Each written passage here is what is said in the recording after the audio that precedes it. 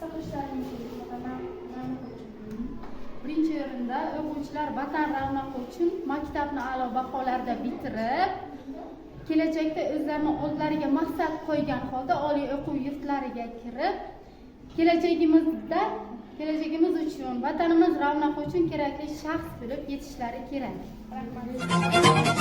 Assalomu alaykum ustoz, yaxshimisizlar? Sizga savolim bor edi. Sizningcha fuqarolik burchini ado etish Fuqarolik burchini ado etish bu barcha uchun har xil amal qiladi. Senga o'xshash studentlar esa maktabda yaxshilab tayyorlanib, har bir uyga vazifalarni qilib kelishlari kerak. yoshlar bugun O'zbekiston ravnaqi uchun nima qilishlar kerak? Birinchi navbatda uni yaxshi o'qish kerak.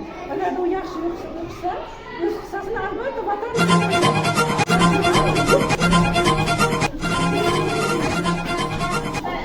vatanparvar fuqaro deganlarni nima tushunish kerak?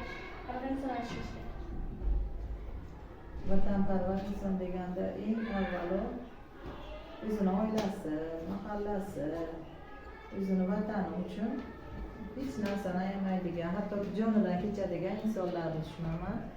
Bunga misol qilib birinchi prezidentimiz Islom Karimovni olishimiz mumkin. Bugungi kunda prezidentimiz Shavkat Mirziyoyevni olish mumkin. Chunki vatanimiz uchun qanchadan qancha yaxshi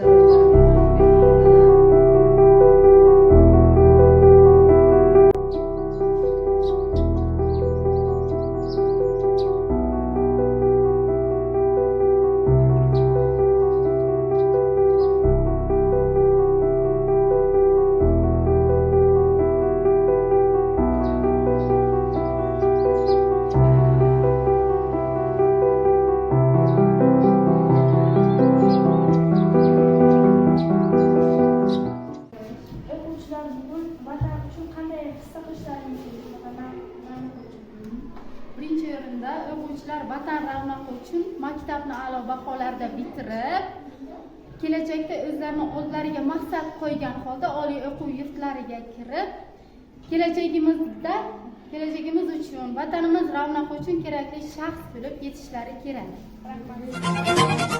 Assalomu alaykum ustoz, yaxshimisizlar? Sizga savolim bor edi. Sizningcha fuqarolik burchini ado etish Fuqarolik burchini ado etish bu barcha uchun har xil amal qiladi. Senga o'xshash studentlar esa maktabda yaxshilab tayyorlanib, har bir uyga vazifalarni qilib kelishlari kerak. yoshlar bugun O'zbekiston ravnaqi uchun nima qilishlar kerak?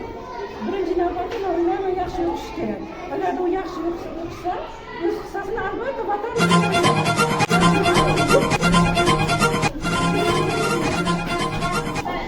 vatanparvar fuqaro deganlarni nima tushunish kerak? vatanparvar inson deganda eng avvalo o'zini oilasi, mahallasi, o'zini vatani uchun hech narsani ayamaydigan, hatto jonidan kechadigan insonlarni tushunaman.